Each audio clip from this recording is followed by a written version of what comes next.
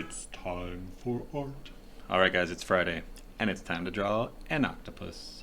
I know you've been waiting for it. Today we're going to do something a little different. I'm going to start my drawing with a pencil. Imagine that. I'm using the Ticonderoga Black Warrior, one of the greatest pencils known to man. But you can use whatever pencil you have handy.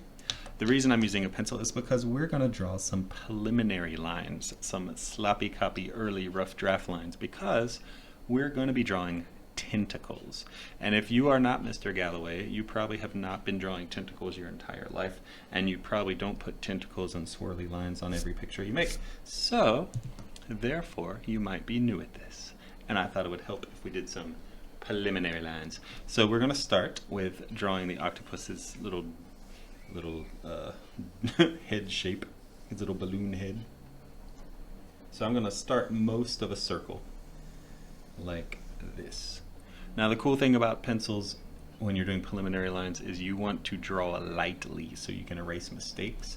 If you press hard, you're going to get these dark lines, which are much harder to erase. So we're doing soft, wispy whisper lines. Now I've got my little dome head.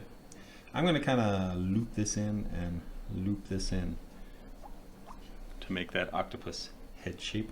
I might put one big bulbous octopus eye here, and I'm actually going to poke the other one from behind the head over there like that. Now, sweet. For his tentacles, instead of just drawing tentacles all over it like I really want to do because I love tentacles, instead of just doing that, I'm going to actually do some preliminary lines so that we can make a plan. We can have a plan on this, because if you're just putting tentacles, you're going to get lost in tentacles and they're all going to wrap together and it's going to get madness. So I'm going to plan this puppy out. I'm just going to draw some curly lines for my tentacles. So I'll put one tentacle here. I'm going to draw a little darker so you can see it, but I want you to draw as lightly as you can. I'm going to draw one little curly tentacle here. Maybe I'll have one little tentacle come down this way.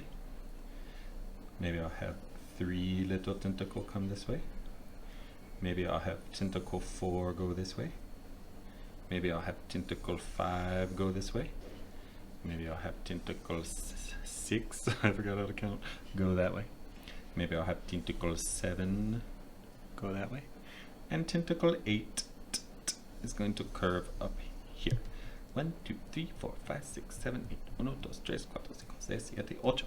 Alright, so I have my tentacles. You'll notice with my tentacles I put little whoopies on the end of all of them because octopus tentacles like to whoopee when they're grabbing with their little grabulons. Now that I've drawn my preliminary lines, I want to actually turn these into tentacles. And to do that, I'm going to start on the same end that I started last time, but I want to slant out just a little bit. And I'm going to copy that line, but be over more. It's the same line. It's like little parallel curves going together, but I'm going over. I'm going to go to the end of this line. I'll start at the same point, and then I'll come over a little bit, and then I'm just copying the same line the best I can. It's like a bunch of worms. I'm going to start on the end of this one. I'm going to start at the same end point. I'm going to curve around and follow. Oop, I'm off the page. That's okay. I'll come up and meet back there. I'm going to start on this one. Start at the end of the point. I'll curve with it. Go back to the start. With this one, I'm going to start at the point. I'll curve with it and go back to the start. With this one, I'll start at the end. I'll curve with it.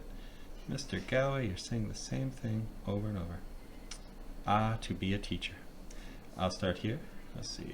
I will curve with it, mimicking the little tentacle. And the final tentacle, I'm going to start here. Parallel, swoop with it. Whew. Oh man, he's ready to go. Now, for octopus eyes, they're super cool. I love them.